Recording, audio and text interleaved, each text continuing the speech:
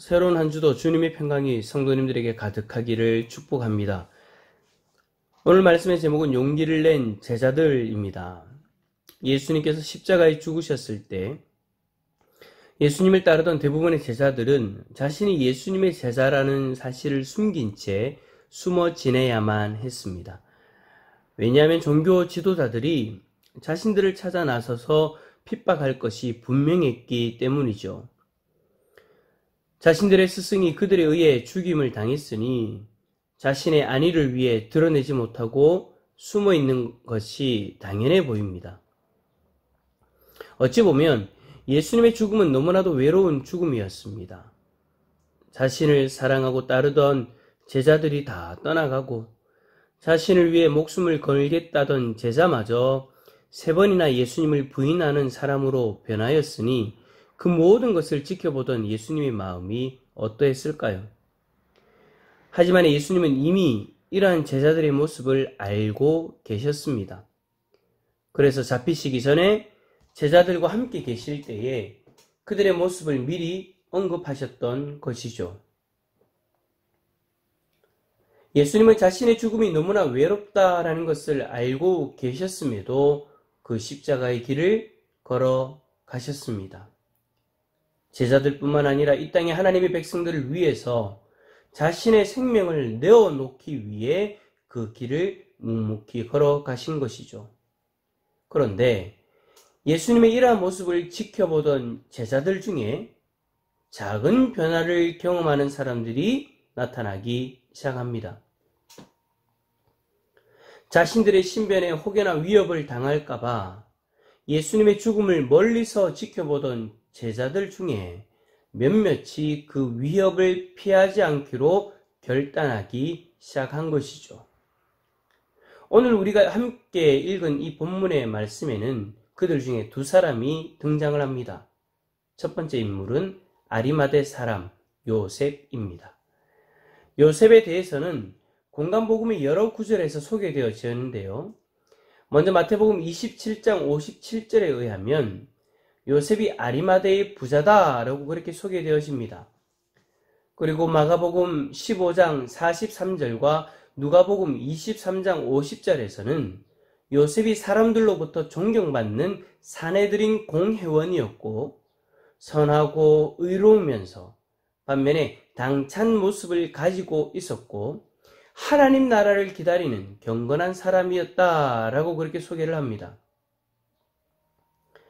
요셉은 당시에 권력과 재력을 다 가지고 있었으며 성품도 제대로 갖추어진 사람이었던 것이죠.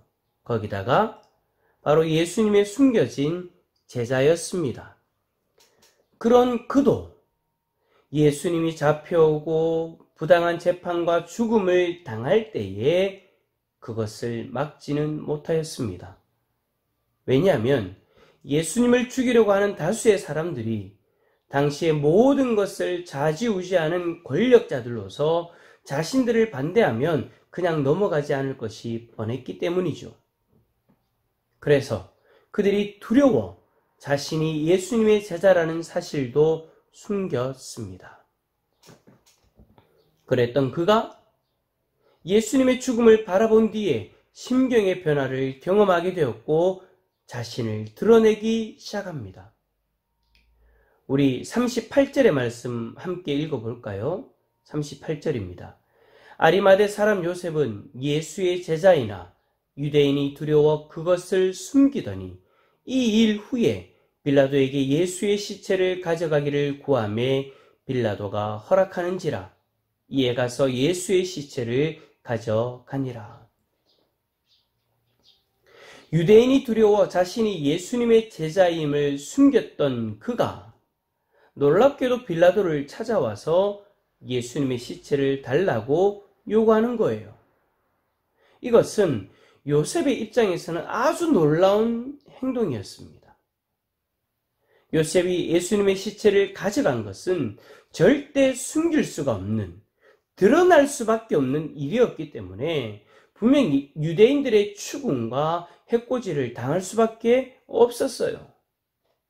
그럼에도 불구하고 요셉은 용기를 내었던 것입니다. 그런데 요셉만 용기를 낸 것이 아니죠. 아리마대 요셉과 함께 예수님의 장례를 치르는 또 한 사람이 등장합니다. 그가 39절에 나오는 니고데모입니다. 니고데모는 요한복음 3장에서 밤에 예수님을 찾아와 영생에 대해서 논하였던 사람입니다. 그 또한 사내들인의 공회원으로서 요한복음 7장에서 예수님을 변호하기도 하였죠. 하지만 예수님이 잡히시고 죽으시는 그 모든 상황 속에서는 어떻게 예수님을 구할 수가 없었습니다. 그때에는 자신의 안위를 걱정해야 되는 그런 상황이었던 것이죠. 하지만 요셉처럼 예수님의 죽음 이후에 심경의 변화가 생겼고 이제는 자신을 드러내기 시작합니다.